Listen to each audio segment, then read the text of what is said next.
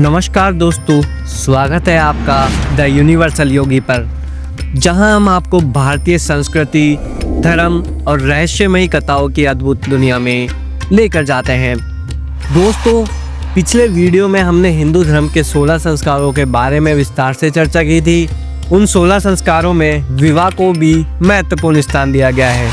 अगर आप जीवन के सभी 16 संस्कारों के बारे में जानना चाहते हैं तो हमारा वह वीडियो जरूर देखें। लिंक आपको नीचे डिस्क्रिप्शन बॉक्स में मिल जाएगा और आप ऊपर आई बटन पर क्लिक करके भी उस वीडियो तक पहुंच सकते हैं। दोस्तों, आज की इस वीडियो में हम विशेष रूप से बात करेंगे विवाह संस्कार की महिमा और इसके 7 फेरों के गहरे अर्थों के बारे में। तो चलिए शुरू करते हैं इस दिलचस्प वीडियो को और जानते हैं कि क्यों हिंदू धर्म में विवाह को जीवन का सबसे पवित्र बंधन माना गया है। दोस्तों, हमारी वैदिक संस्कृति और हिंदू धर्म में विवाह को जीवन के 16 संस्कारों में से एक महत्वपूर्ण संस्कार माना गया है। ऐसा कहा जाता है कि विवाह के बिना मानव का जीवन पूर्ण नहीं होता। विवाह शब्द का अर्थ है विशेष रूप से उत्तरदायित्व का वहन करना। दूसरे धर्मों में विवाह को एक अनुबंध या करार माना गया है जिसे परिस्थिति के अनुसार तोड़ा जा सकता है, लेकिन हिंदू धर्म में विवाह पति और पत्नी के बीच जन्म जन्मांतर का ऐसा पवित्र संबंध है जिसे किसी भी परिस्थिति में तोड़ा नहीं जा सकता। अग्नि के समक्ष 7 फेरे लेकर पति पत्नी तन, मन और आत्मा से एक अटूट बंधन में बन जाते हैं। दोस्तों, भारतीय विवाह केवल 2 लोगों का मिलन नहीं बल्कि ये 2 परिवारों के आपसी संबंधों को भी जोड़ता है। हमारे विवाह में परंपराओं का विशेष महत्व है और उनमें से एक है 7 फेरे। हिंदू धर्म में बिना 7 फेरों के विवाह को अधूरा माना जाता है। इन फेरों के साथ दूल्हा और दुल्हन 7 वचन लेते हैं। यही 7 वचन उनके संबंध को 7 जन्मों तक के लिए पवित्र बनाते हैं। 7 फेरों के दौरान वर वधू अग्नि को साक्षी मानते हुए उसके चारों ओर परिक्रमा करते हैं। यह परिक्रमा केवल एक रस्म नहीं, इसमें गहरे अर्थ छिपे हैं जो पति पत्नी के जीवन को दिशा देते हैं। अब बात करते हैं उन 7 वचनों की जो दूल्हा और दुल्हन फेरों के समय लेते हैं। इन वचनों में कन्या अपने वर से कुछ शर्तें और वादे मांगती हैं जो उनके आपसी विश्वास और रिश्ते की नींव बनती है। सबसे पहले हम बात करते हैं प्रथम वचन के बारे में। तीर्थ व्रतो ध्यापन यज्ञ कर्मे मया सहिव प्रिय वयम कुर्या वामांग मायामी तदा त्वदीयम ब्रवीति वाक्यम प्रथम कुमारी। अर्थात प्रथम वचन में कन्या वर से कहती है, यदि आप कभी तीर्थ यात्रा को जाएं तो मुझे भी अपने संग लेकर जाना। कोई व्रत उपवास अथवा अन्य धर्म कार्य आप करें तो आज की बात ही मुझे अपने वाम भाग में अवश्य स्थान दे। यदि आप इसे स्वीकार करते हैं तो मैं आपके वामांग में आना स्वीकार करती हूँ। किसी भी प्रकार के धार्मिक कार्य की पूर्णता के लिए पति के साथ पत्नी का होना आवश्यक है। जिस धर्म अनुष्ठान को पति पत्नी मिलकर एक साथ करते हैं वही फलदायक होता है। द्वितीय वचन, पूज्यो यथा सो पितरो ममापि तथेश भक्तो निज कर्म कुर्या वामांग मायामी तदा त्वदीयम प्रवीते कन्या वचनम द्वितीयम।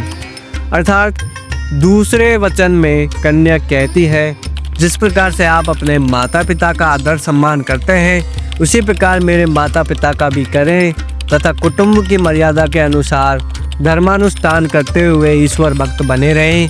यदि आप यह स्वीकार करते हैं तो मैं आपके वामांग में आना स्वीकार करती हूँ।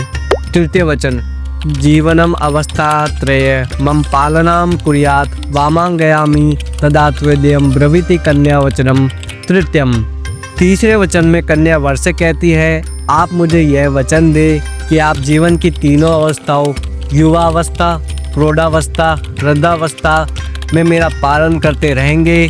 यदि आप ऐसा वचन देते हैं तो ही मैं आपके वामांग में आने को तैयार हूँ। चतुर्थ वचन, कुटुंब संपालन सर्व कार्य क्रतु प्रतिज्ञाम यदि कांताम कुर्याः वामांगयामि तदा त्वदीयम ब्रवीति कन्या वचनम चतुर्थ। अर्थात चौथे वचन में कन्या वर से कहती है, अब तक आप घर परिवार की चिंता से पूर्णतः मुक्त थे। अब जबकि आप विवाह बंधन में बंधने जा रहे हैं, तो भविष्य में परिवार की समस्त आवश्यकताओं की पूर्ति का दायित्व आपके कंधों पर है। यदि आप इस भार को वहन करने की प्रतिज्ञा करें, तो ही मैं आपके वामांग में आ सकती हूँ। पंचम वचन, स्वसद्कार्ये व्यवहार कर्मण्य व्यय ममापि मंत्रे यथा वामंगयामि तदा त्वेदियम ब्रूते वचय पंचमत्र कन्या। पांचवें वचन में कन्या कहती है, अपने घर के कार्यों में विवाह आदि लेन देन अथवा अन्य किसी हेतु खर्च करते समय यदि आप मेरी भी मंत्रणा लिया करें, तो मैं आपके वामांग में आना स्वीकार करती हूँ। षष्ठम वचन, न मेपमानम सविदे सखिनाम द्योतम न वा दुर्वेशनम भंज श्रेते वामाज्ञामि तदा त्विदियम ब्रवीति कन्या वचनम च षष्ठम। अर्थात कन्या कहती है, यदि मैं अपनी सखियों अथवा अन्य स्त्रियों के बीच बैठी हूँ, तब आप वहाँ सबके सम्मुख किसी भी कारण से मेरा अपमान नहीं करेंगे। यदि आप जुआ अथवा अन्य किसी प्रकार के दुर्व्यसन से अपने आप को दूर रखें, तो ही मैं आपके वामांग में आना स्वीकार करती हूँ। सप्तम वचन, पर स्त्रियम मात्र समाम समीक्षे स्नेहम सदा चेन्मयी कांता कुरिया वामांगयामि तदा त्विदियम ब्रूते वचय सप्तम मत्र कन्या। आखिरी वचन में कन्या कहती है, आप पराई स्त्री को माता के समान समझेंगे और पति पत्नी के आपसी प्रेम के मध्य अन्य किसी को भागीदार ना बनाएंगे। यदि आप यह वचन मुझे दें, तो ही मैं आपके वामांग में आना स्वीकार करती हूँ। अब बात करते हैं 7 फेरों के सार के बारे में। दोस्तों, ये 7 वचन केवल शब्द नहीं, बल्कि पति पत्नी के रिश्ते की बुनियाद है। ये रिश्ते को प्रेम, सम्मान और विश्वास से जोड़ते हैं।